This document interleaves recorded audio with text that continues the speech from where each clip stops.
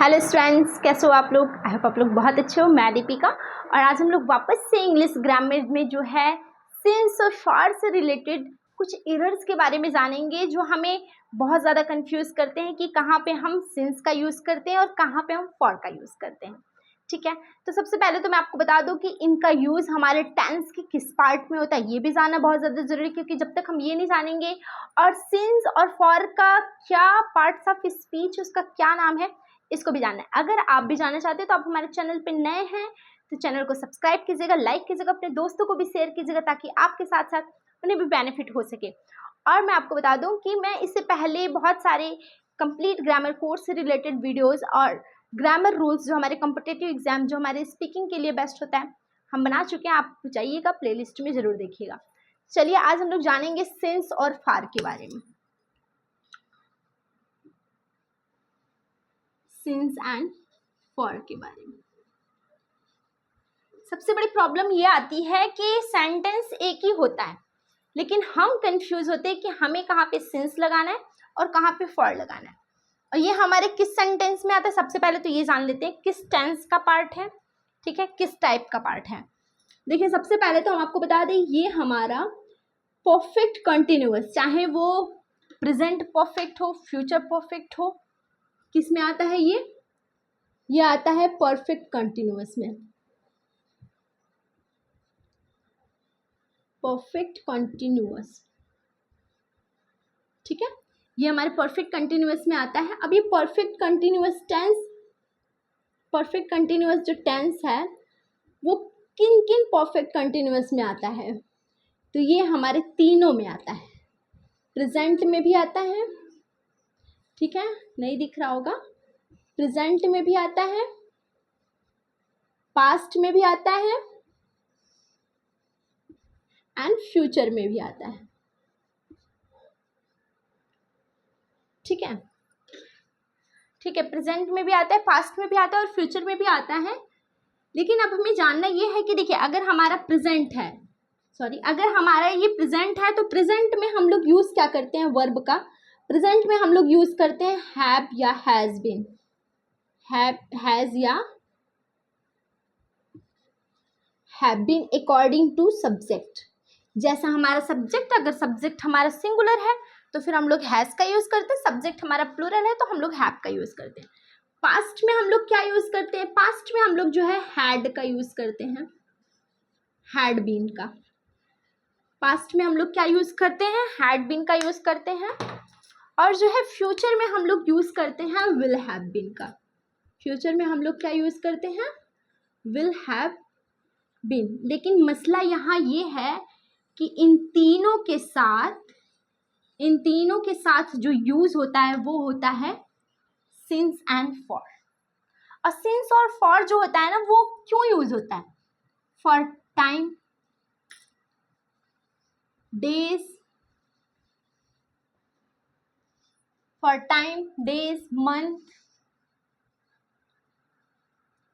Year, इन सब को बताने के लिए जो है हम सिंस और फॉर का यूज करते हैं। ठीक है, अब आप एग्जाम्पल से देखोगे तो आपको बहुत अच्छे से समझ जाएगा। फॉर एग्जाम्पल मैं आपको बताऊं, जैसे हम प्रेजेंट डे को लेके चलते हैं, सबसे पहले प्रेजेंट परफेक्ट कंटिन्यूअस को। तो क्या होगा कि जैसे कि वह जो है, यानी कि रमेश जो है 2 महीने से अपने ऑफिस में काम कर रहा है। आया ना ये प्रेजेंट परफेक्ट कंटिन्यूअस। अब सबसे पहले तो मैं आपको बता दूं कि प्रेजेंट परफेक्ट कंटिन्यूअस, पहले मैं उसको बता देती हूँ फिर एग्जाम्पल बताती हूँ। जो है हमारा पहला है, क्या है, प्रेजेंट परफेक्ट कंटिन्यूअस जो है ना, इसका मतलब क्या है, इसका मतलब है कि प्रेजेंट परफेक्ट कंटिन्यूअस। प्रेजेंट मतलब क्या होता है, जो अभी चल रहा है। परफेक्ट मतलब क्या होता है, जो कंप्लीट हो चुका है। कंटिन्यूअस का मतलब भी जो अभी कंटिन्यू में, यानी कि प्रेजेंट परफेक्ट एंड कंटिन्यूअस का मेन मतलब ये होता है कि कोई काम जो है प्रेजेंट से शुरू होता है, कोई काम जो है वो पास्ट से शुरू होता है मतलब पास्ट से ही शुरू हुआ रहता है और प्रेजेंट में आके खत्म होता है, ठीक है। पास्ट से वो चलता चला आता है और वो प्रेजेंट में भी या तो चलता रहता है या तो प्रेजेंट में आके खत्म होता है। ये हमारा जो है परफेक्ट कंटिन्यूअस का, और इसी में हम लोग यूज करते हैं सिंस या फॉर को। अब हम लोग एग्जाम्पल देखेंगे तो बहुत अच्छे से हम लोगों को समझ में आ जाएगा। फॉर एग्जाम्पल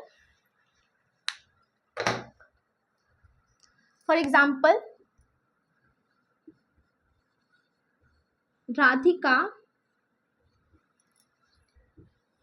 2 साल से पढ़ाई कर रही है। राधिका 2 साल से पढ़ाई कर रही है।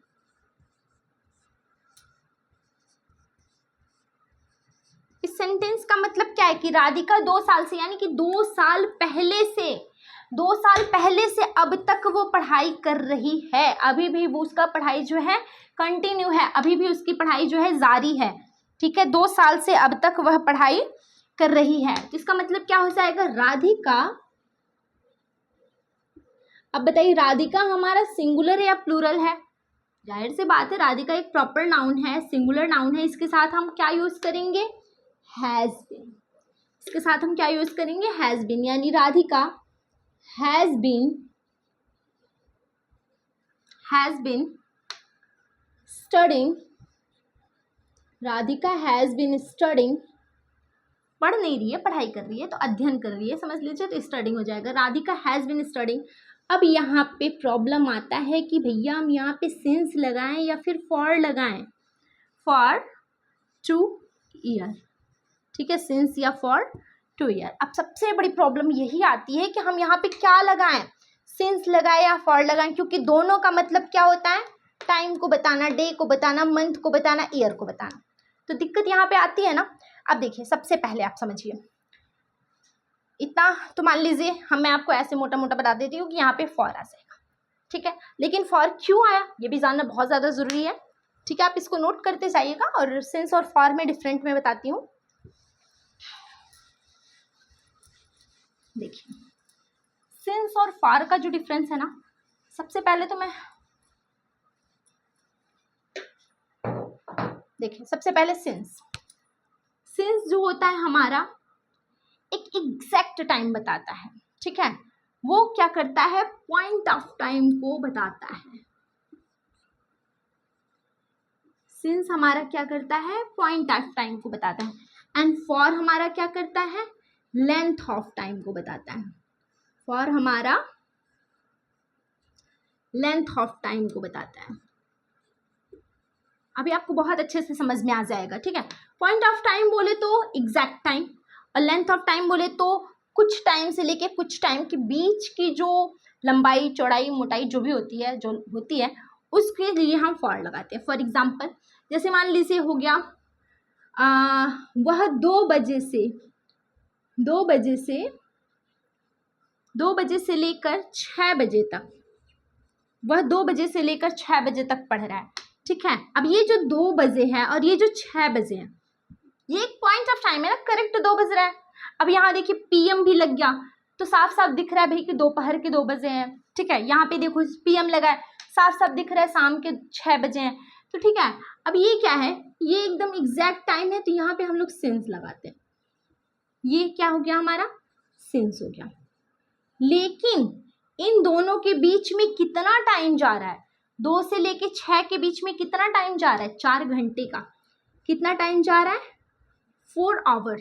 अब ये जो हमारा 4 आवर्स है, ये हमारा फॉर, ये लेंथ ऑफ टाइम है, यानी 2 बजे से लेके 6 बजे के बीच में जो भी टाइम बचा है 4 घंटे का, उसको हम लोग लगाते हैं फॉर, ठीक है।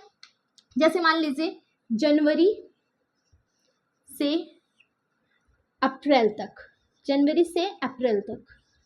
ठीक है। अब ये दोनों क्या हो गए, ये दोनों हमारा सिंस हो गया, लेकिन इन दोनों के बीच में कितने मंथ हो गए, फरवरी एंड मार्च, यानी 2 मंथ का गैप है, ठीक है। कितने मंथ हो गए, 2 मंथ का गैप है। अब ये जो हमारा लेंथ है ना, यही हमारा क्या है, फॉर। समझ रहे हैं ना आप लोग, अच्छे से समझ में आ रहा होगा कि जब भी एग्जैक्ट पॉइंट कोई बताता है तो वो हमारा सिंस को डिनोट करता है। और जब भी कोई लेंथ ऑफ टाइम किसी टाइम के बीच के ड्यूरेशन को बताता है तो वो हमारा क्या हो जाता है, फॉर हो जाता है। ठीक है, मंथ हो गया। ईयर को मान लीजिए जैसे कि वह 2000 से 2020 तक, 2000 से 2020 तक। अब ये जो 2000 है ये हमारा क्या है, सिंस हो गया। ठीक है, ये 2020 भी हमारा सिंस हो गया, क्योंकि ये बिल्कुल पॉइंट ऑफ टाइम है, ये बदलने वाला नहीं है। लेकिन 2000 से लेकर 2020 के बीच में जो हमारा 20 साल है, 20 ईयर है, ये हमारा क्या हो गया, फॉर हो गया। अब समझ में आ रहा है आप लोगों को बहुत अच्छे से।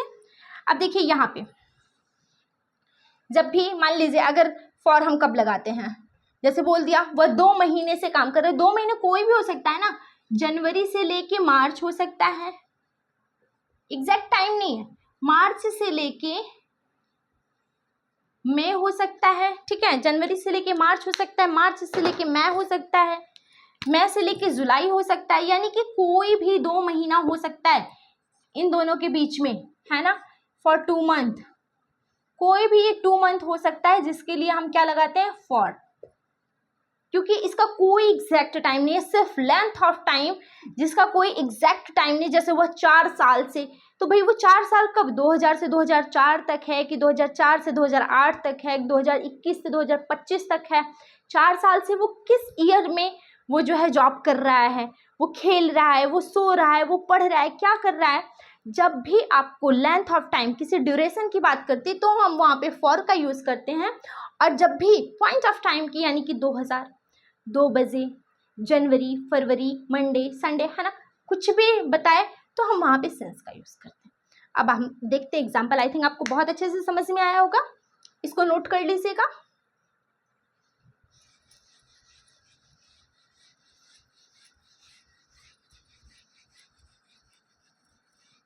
अब देखिए एग्जाम्पल देखते हैं, अब शायद आप लोग कंफ्यूज नहीं होंगे।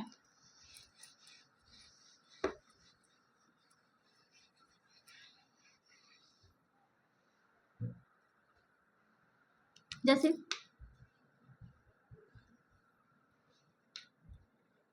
बच्चे 2 बजे से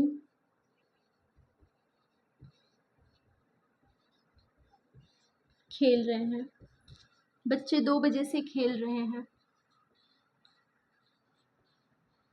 ठीक है। रमेश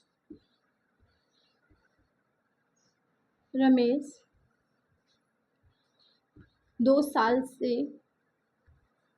2 महीने से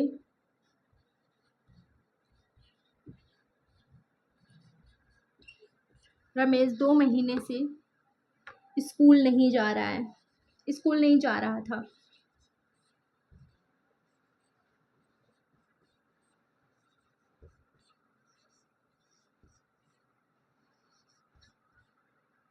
ठीक है, इस तरीके का मान लीजिए। और एग्जांपल दे देती हूँ।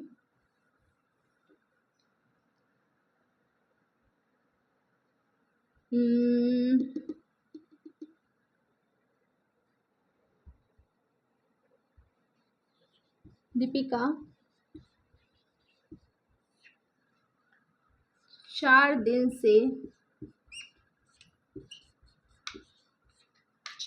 से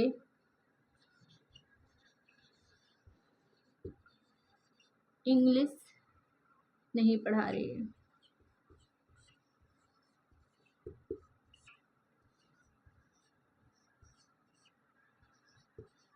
ठीक है, अब देखिए, अब यहाँ पे क्या हो गया, आपको कुछ नहीं देखना है, सिर्फ देखना है कि टाइम क्या दिया है, बस। सिंस और फॉर का यही गेम है। बच्चे 2 बजे से, अब 2 बजे क्या है हमारा, पॉइंट ऑफ टाइम है ना। रात में तो खेलेंगे नहीं, दिन में ही खेलेंगे बच्चे, तो पॉइंट ऑफ टाइम है ये हमारा, क्या है, ये हमारा पॉइंट ऑफ टाइम है। अब बताइए पॉइंट ऑफ टाइम के लिए क्या लगाएंगे, सिंस लगाएंगे या फॉर, ऑफ कोर्स सिंस लगाएंगे। यानी children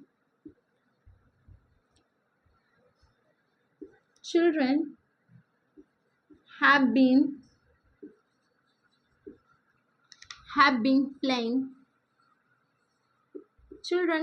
playing since 2 o'clock, since 2 o'clock। ठीक है। रमेश 2 महीने से स्कूल नहीं जा रहा। अब 2 महीने आ गए। अब बताइए 2 महीने, ये कोई भी 2 महीना हो सकता है, दिसंबर से फरवरी तक हो सकता है, मार्च से, है ना, मई तक हो सकता है। चलिए, तो क्या हो गया, जब ये पॉइंट ऑफ टाइम नहीं है, ये हमारा क्या है, लेंथ ऑफ टाइम है, लेंथ ऑफ टाइम है। ठीक है, तो क्या हो जाएगा, रमेश हैड, क्योंकि नहीं था, रहा था, है ना, had not been, Ramesh had not been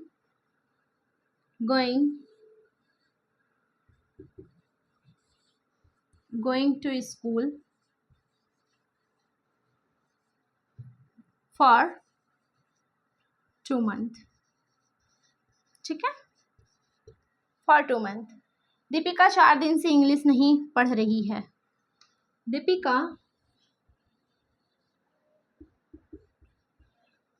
Deepika has not, जब भी निगेटिव आ जाए तो हैज और बीन के बीच में नॉट लगा देते हैं, has not been reading English. अगर पढ़ा रही हो जाता तो टीचिंग हो जाता, रीडिंग इंग्लिश। ठीक है, आपको समझ में आया, हैज बीन और हैज बीन कह रहे हैं सिंस एंड फॉर के बीच में। अभी तो ये मान लीजिए एक बेसिक था सिंस और फॉर का जो यूज है।